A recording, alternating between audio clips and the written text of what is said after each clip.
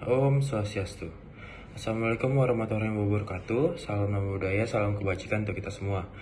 Nah, hari ini kami dari SGD B4 akan membahas tentang student project yang berjudul Space Physiology.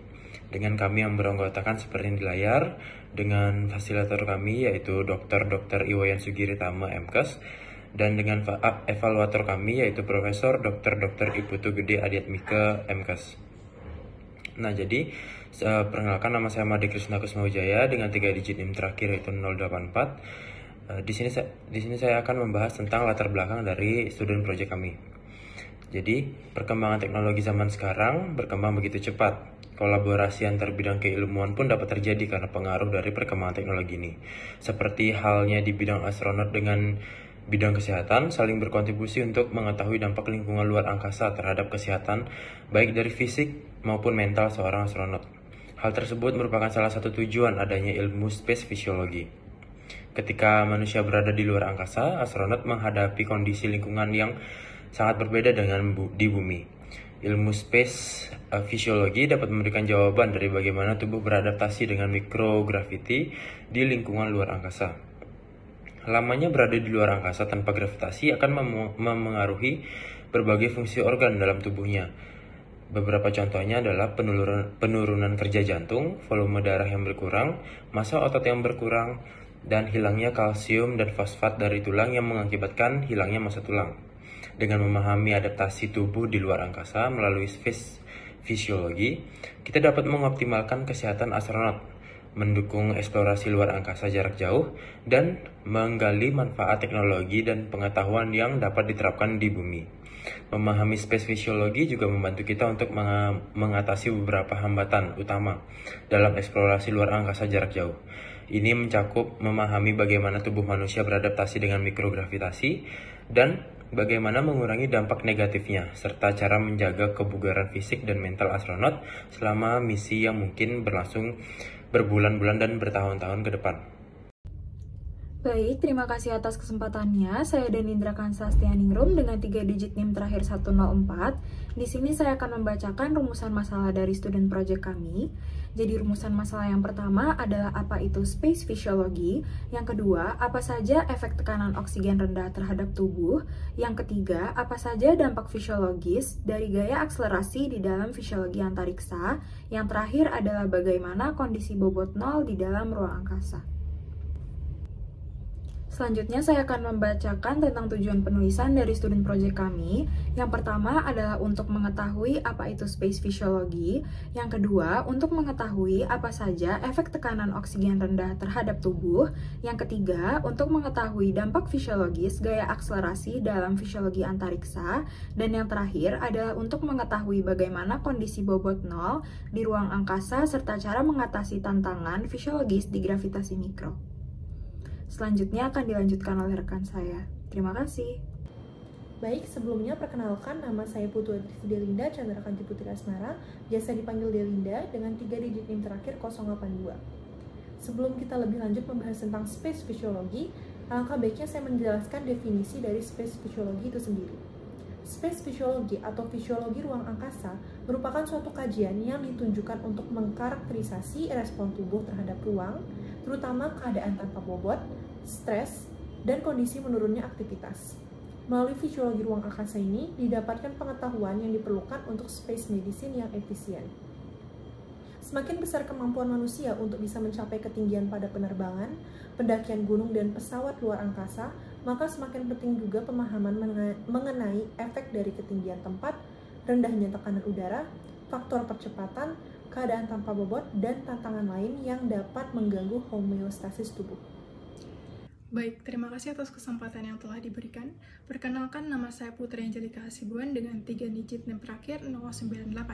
Pada kesempatan kali ini, saya akan melakukan penjelasan mengenai spatiology, yaitu mengenai PO2 alveolar pada ketinggian yang berbeda. Sebelum masuk lebih dalam, secara definisi, PO2 alveolar adalah tekanan parsial oksigen dalam alveoli atau bagian dari paru-paru yang berperan sebagai tempat pertukaran gas antar oksigen dan karbon dioksida. Kadar PO2 dalam darah ini dikontrol oleh kemoreseptor sentral dan perifer, di mana kadar normal dari PO2 alveolar adalah 80 hingga 100 mm merkuri. Kadar ini dibutuhkan untuk mencapai kondisi homeostasis untuk memenuhi kebutuhan fungsi sel dan jaringan. Kadar PO2 alveolar ini menyesuaikan dengan tekanan lingkungan di sekitarnya. Saya akan membandingkan tekanan PO2 alveolar berdasarkan tabel yang saya dapatkan dari buku Guyoton berikut.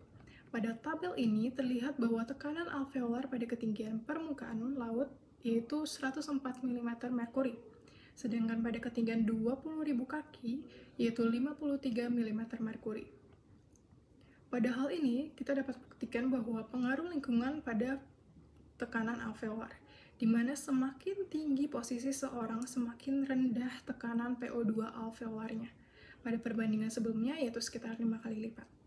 Ini adalah penjelasan mengenai perbedaan tekanan alveolar. Selanjutnya, saya akan menjelaskan tentang perbedaan hemoglobin oksigennya.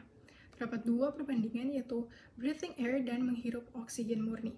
Breathing air artinya ketika kita menghirup udara sehari-hari atau pada umumnya, di mana terjadi penurunan persentase sebanding dengan ketinggian yang semakin tinggi.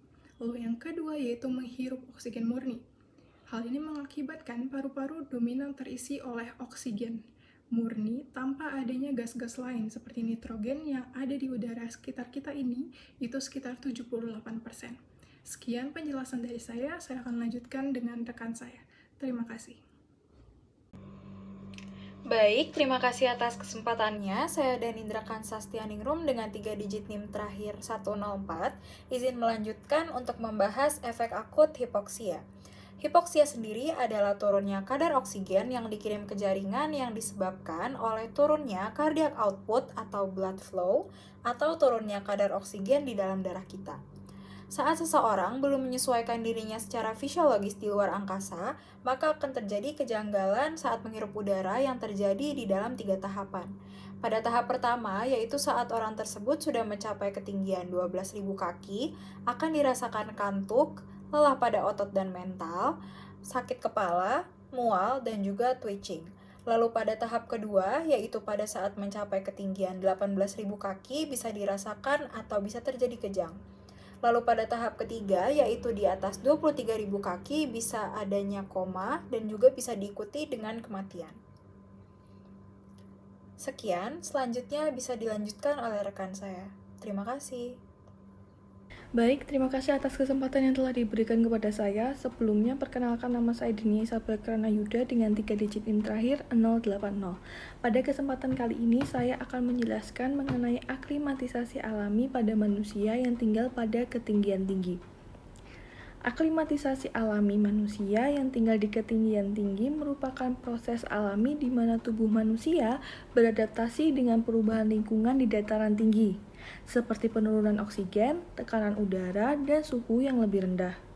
Terdapat beberapa cara di mana tubuh manusia mengalami aklimatisasi alami dalam situasi seperti ini. Yang pertama, polisitemia atau peningkatan produksi sel darah merah.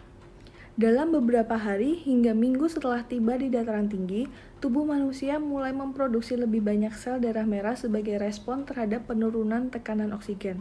Hal ini disebabkan oleh peningkatan produksi hormon eritropoietin yang merangsang pembentukan sel darah merah di sumsum tulang. Peningkatan sel darah merah ini membantu meningkatkan kemampuan tubuh untuk mengangkut oksigen. Yang kedua, perubahan denyut jantung dan pernafasan. Saat berada di dataran tinggi, denyut jantung dan tingkat pernafasan dapat meningkat atau hiperventilasi. Ini adalah respon tubuh untuk memastikan bahwa lebih banyak oksigen dibawa ke seluruh tubuh untuk mengatasi penurunan tekanan oksigen di lingkungan tersebut. Yang ketiga, perubahan metabolisme. Tubuh manusia juga mengalami perubahan dalam cara ia menggunakan energi di dataran tinggi. Beberapa orang mungkin memerlukan lebih banyak kalori untuk menjaga tingkat aktivitas fisik yang sama dengan yang mereka lakukan di dataran rendah. Yang keempat, adaptasi neurologis. Sistem saraf tubuh juga beradaptasi dengan lingkungan dataran tinggi. Misalnya, beberapa orang mungkin mengalami tidur yang lebih ringan dan lebih sering saat berada di dataran tinggi. 5. Pengurangan cairan tubuh.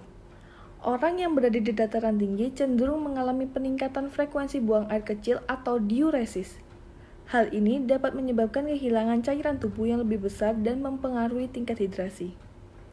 Adaptasi ini terjadi dalam waktu seketika, biasanya memerlukan beberapa hari hingga beberapa minggu, tergantung pada individu dan ketinggian dataran tinggi yang ditinggali. Penting untuk diingat bahwa setiap orang merespon aklimatisasi pada dataran tinggi dengan cara yang berbeda-beda. Dan beberapa orang mungkin lebih rentan terhadap masalah kesehatan yang terkait dengan dataran tinggi, seperti penyakit Soroche.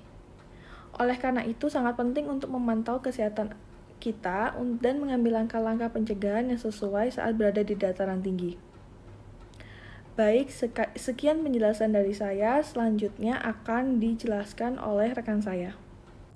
Baik, terima kasih atas kesempatannya. Perkenalkan, nama saya Nika Dinda Revalina dengan 3 digit NIM terakhir 090. Jadi di sini saya akan menjelaskan tentang penurunan kapasitas kerja di ketinggian tinggi dan efek positif dari aklimatisasi. Jadi secara keseluruhan dapat disimpulkan itu bahwa kapasitas kerja di tubuh dalam beraktivitas fisik secara langsung berkaitan dengan tingkat ambilan oksigen maksimal yang dapat diakses oleh tubuh. Nah, terdapat 3 faktor utama yang dapat menjelaskan peristiwa ini. Faktor pertama itu yaitu peningkatan dalam jumlah sel darah merah itu dapat mengakibatkan peningkatan viskositas darah, yang pada gilirannya akan menghambat aliran darah ke jaringan tubuh dan pengiriman oksigen yang efektif. Untuk faktor kedua yaitu pembuluh darah di paru-paru mengalami penyempitan yang disebabkan oleh kondisi hipoksia. Jadi normalnya pembuluh darah ini mengalami konstriksi sebagai respon terhadap daerah-daerah yang memiliki oksigen rendah untuk mengarahkan aliran darah ke daerah dengan oksigen yang lebih tinggi.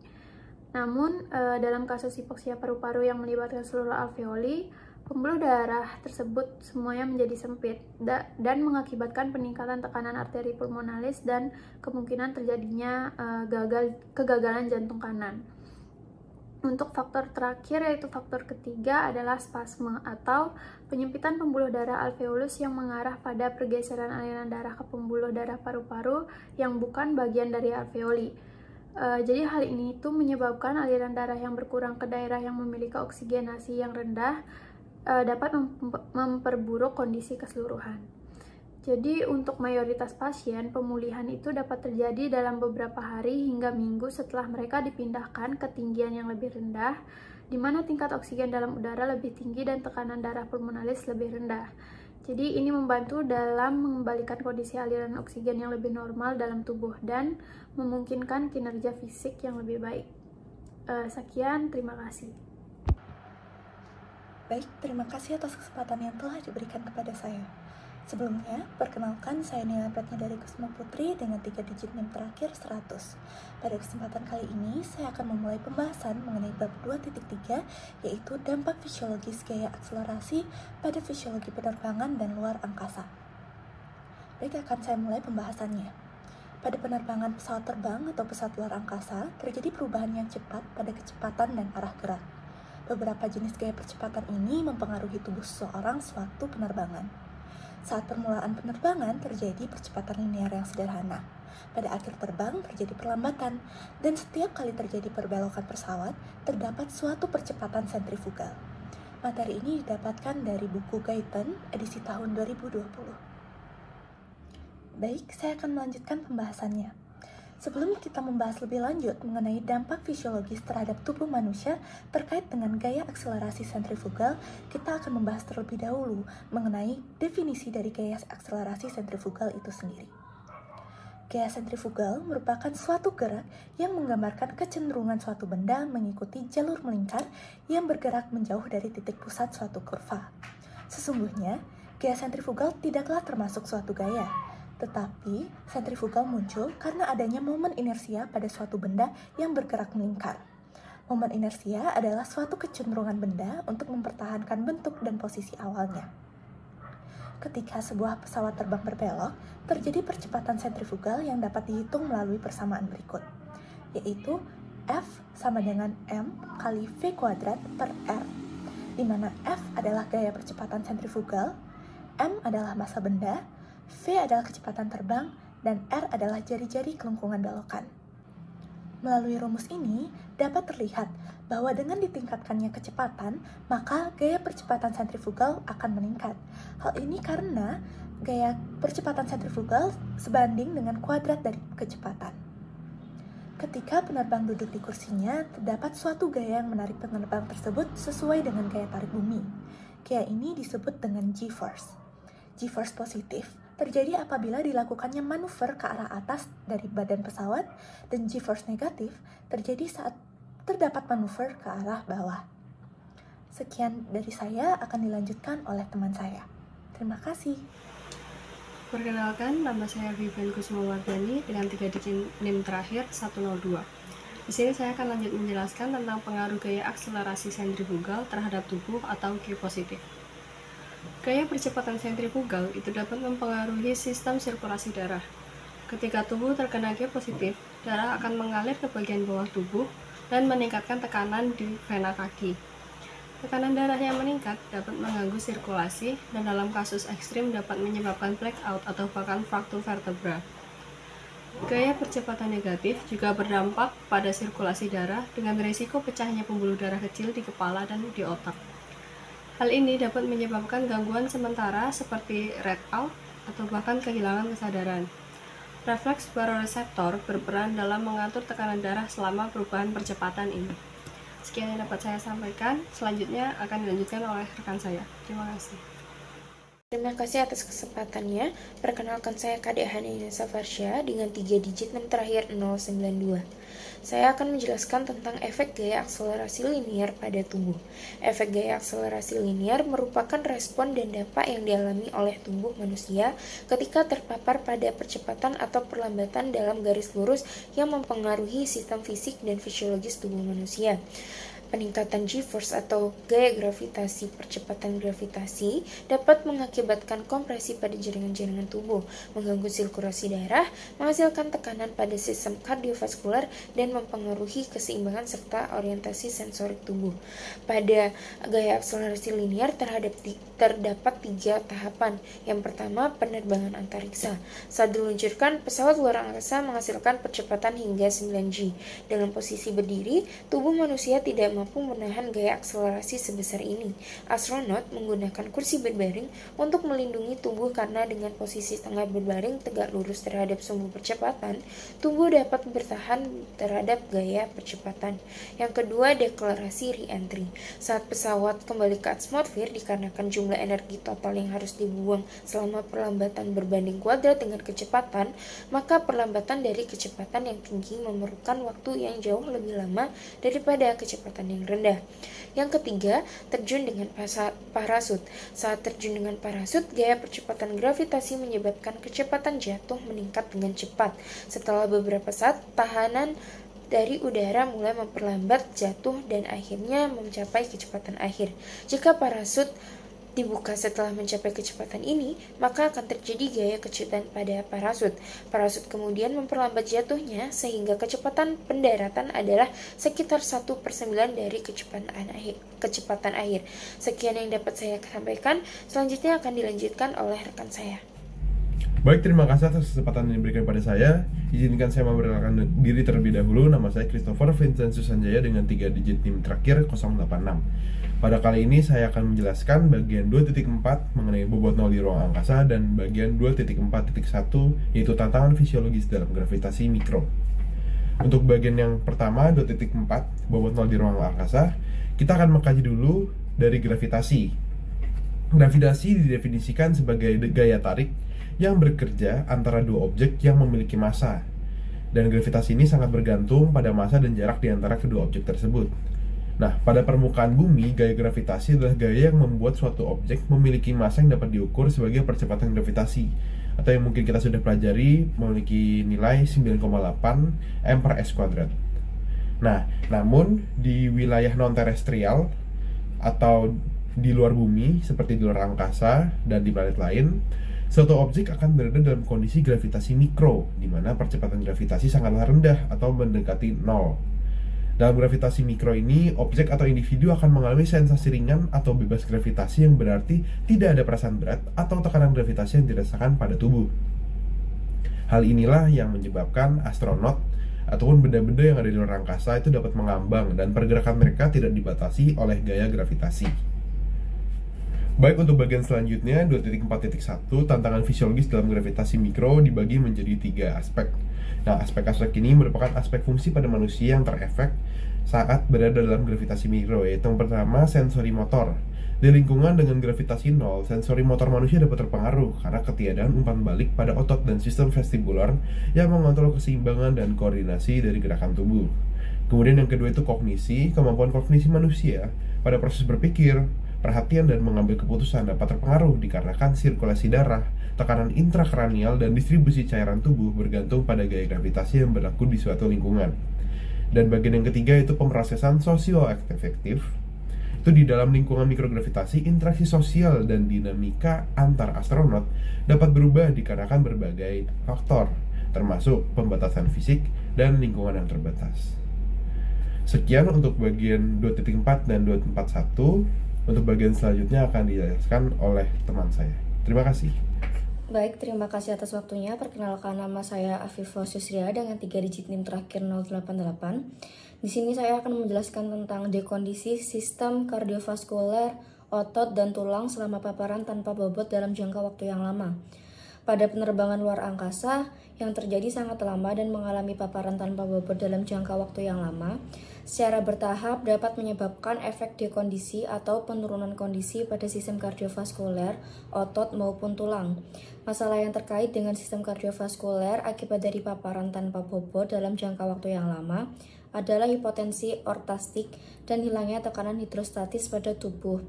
Hipotensi ortastik terjadi ketika penurunan resistensi pembuluh darah perifer selama perjalanan luar angkasa. Sementara itu, gravitasi mikro juga menyebabkan hilangnya tekanan hidrostatis pada tubuh, terutama bagian ekstremitas bawah.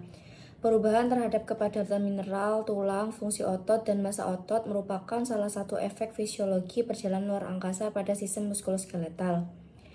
Masalah akut yang dapat timbul dari hilangnya kepadatan mineral dalam tulang adalah patah tulang dan pembentukan batu ginjal.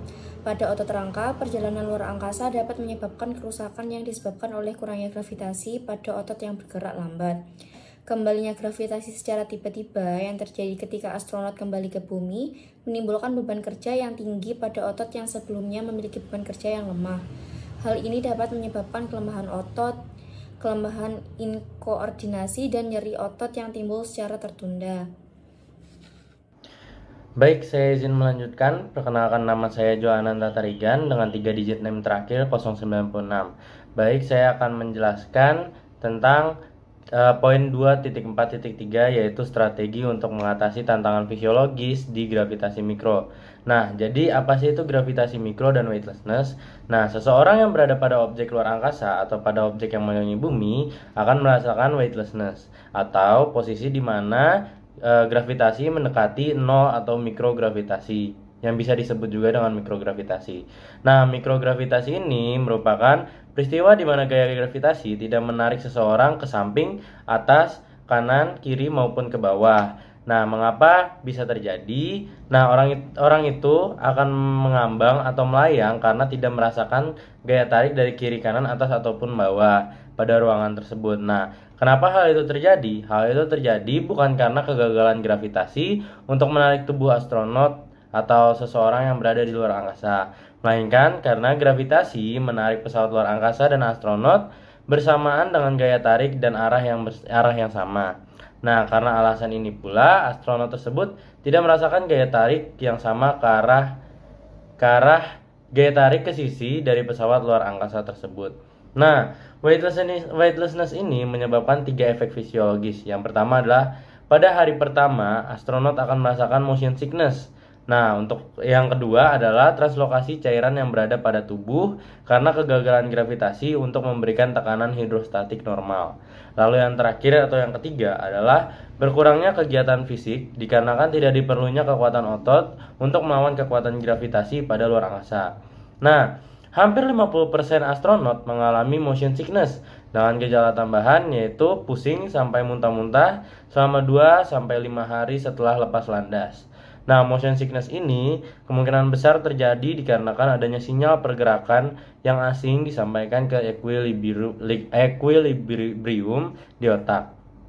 Nah, pada saat yang bersamaan terjadi kurangnya gravitational signal. Nah, efek fisiologis ini jika berada pada luar angkasa pada jangka waktu yang lama adalah volume darah berkurang, sel darah merah berkurang, kekuatan otot dan kapasitas kerja berkurang, berkurangnya cardiac output maksimum, berkurangnya kalium dan fosfat pada tulang, dan berkurangnya berat tulang. Nah, hal ini bisa terjadi juga saat manusia berbaring di kasur dengan jangka waktu yang panjang. Nah, untuk mencegah hal-hal tersebut terjadi, astronot di luar angkasa melakukan program latihan seperti olahraga. Nah, pada ekspedisi luar angkasa yang terbaru, para astronot yang terlibat mengalami penurunan kapasitas kerja pada hari pertama di bumi. Mereka cenderung mengalami tidak sadarkan diri atau pingsan saat berusaha berdiri saat pertama kali menginjakkan kaki di bumi. Hal ini terjadi karena berkurangnya volume darah dan berkurangnya respon dari mekanisme tekanan pada arteri. Mungkin sekian dari saya, terima kasih. Baik, terima kasih atas kesempatan yang telah diberikan. Perkenalkan, saya Cindy Sintiani dengan akhiran NIM 094. Baik, saya akan menyimpulkan mengenai student project kita yang berjudul Space Physiology. Nah, space physiology merupakan suatu kajian yang ditunjukkan untuk mengkarakterisasi respon tubuh terhadap ruang dan lainnya. Terdapat masalah-masalah yang mencakup beberapa perubahan adaptif terhadap lingkungan luar angkasa, termasuk keadaan tanpa bobot, radiasi, tidak adanya siklus siang atau malam 24 jam, serta beberapa perubahan non-patologis yang menjadi maladaptif saat kembali ke bumi, seperti atrofi otot dan demineralisasi tulang. Semakin besar kemampuan manusia untuk mencapai ketinggian pada penerbangan, pendakian gunung, dan pesawat luar angkasa, maka semakin penting pemahaman mengenai efek ketinggian tempat dan rendahnya tekanan udara terhadap tubuh manusia. Pada ketinggian 50.000 kaki, misalnya POZ hanya mencapai 18 mm Hg pada penerbangan luar angkasa yang terjadi sangat lama dan mengalami paparan tanpa bobot dalam jangka waktu yang lama. Secara bertahap dapat menyebabkan efek dekondisi, penurunan kondisi pada sistem kardiovaskular, otot, dan tulang. Atrofi juga terjadi pada otot rangka dan otot jantung secara substansial selama paparan gravitasi mikro yang lama. Masalah yang terkait dengan sistem kardiovaskular akibat dari paparan tanpa bobot dalam jangka waktu yang lama adalah hipotensi ortastik dan hilangnya tekanan hidrostatik pada tubuh. Sekian. Lanjut, saya akan memaparkan saran yang dapat kita ambil dari student project ini. Yang pertama itu perlu dilakukan penelitian lebih lanjut untuk memperdalam pemahaman tentang adaptasi tubuh manusia di luar angkasa. Penelitian ini dapat melibatkan kolaborasi antara bidang kesehatan dan bidang astronot untuk mengidentifikasi strategis yang efektif dalam mengatasi dampak negatif lingkungan luar angkasa terhadap tubuh manusia. Yang kedua itu penting untuk terus mengembangkan program latihan dan olahraga yang dapat menjaga kebugaran fisik dan mental astronot selama misi luar angkasa yang panjang. Program ini harus dirancang secara khusus untuk mengatasi tantangan fisik yang dihadapi di luar angkasa, seperti penurunan volume darah dan penurunan respon mekanisme tekanan pada arteri. Sekian. Nah, itulah tadi pemaparan tentang student project kita yang berjudul Space Physiology. Kami ucapkan terima kasih kepada fasilitator kami, yaitu Dr. Iwayan Sugiritama, Magister Kesehatan, dan evaluator kami, yaitu Profesor Dr. Iputu Gede Adiat Mika, Magister Kesehatan. Sekian, Om Santi Santi Om, wassalamualaikum warahmatullahi wabarakatuh. Salam nama budaya, salam sejahtera, dan salam kebajikan. Terima kasih.